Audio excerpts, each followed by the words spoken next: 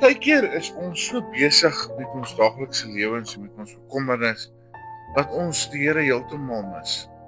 Baie keer dan, voor ons gaan slaap, dan maak ons gou ons oogies toe, rammel ons gebedjie af en ons draai om en ons slaap. Ek het onlangs die vraag gehad, hoe belangrik is dit om Bybel te lees? Hoe belangrik is dit om tyd in die woord van God te spandeer? En ek het daaroor gaan dink en ek het besef maar gebed en die woord van God is ewe belangrik. Dit is soos asemhaal. Jy moet die woord inasem en gebed uitasem. Jy kan nie die een doen sonder die ander. En baie keer in ons gejaag en in ons vinnige lewens, dan kry ons nie kans om 'n bietjie af te skakel en net ons gedagtes oop te maak, dat God deel kan word van ons gedagtes. Ons het regtig nodig om op dieselfde bladsy te kom as wat die Heilige Gees is, as wat God is. In Romeine lees ons dat die Heilige Gees ken God se diepste gedagtes aangaande ons. As 'n mens jou musiekinstrument stem, hoef daai musiekinstrument niks te doen, jy moet net daar lê, sodat jy aan hom kan peter tot hy 100% ingestem is, totdat die klank wat uit hom uitkom perfek is. En daarom moet ons stil word vir God.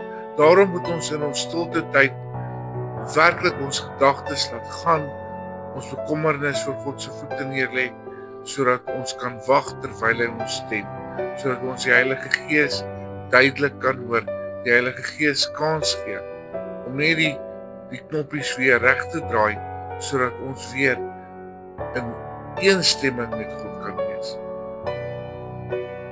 Ons lees Markus 11 vers 24, daarom verklaar ek vir julle, alles wat julle in gebed vra, sal julle ontvang, mits julle God daarmee vertrou.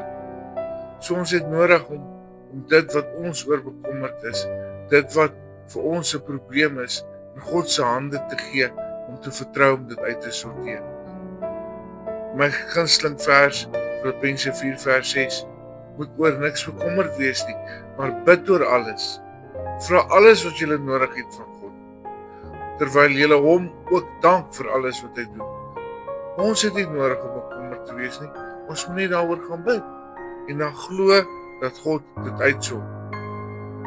En hier is die belangrikste, Romeine 12 vers 12, wees bly oor die wonderlike toekoms wat God vir julle beplan, volhard in tye van swaar kry, en moenie verslap in gebed.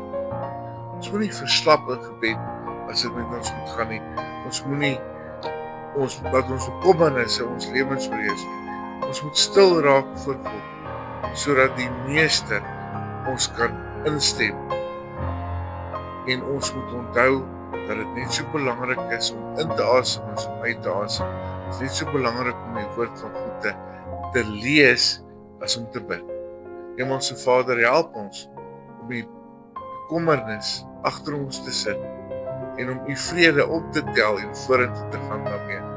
En help ons om toe te laat dat die Heilige Gees ons instem om werklik u hart te verstaan. Amen.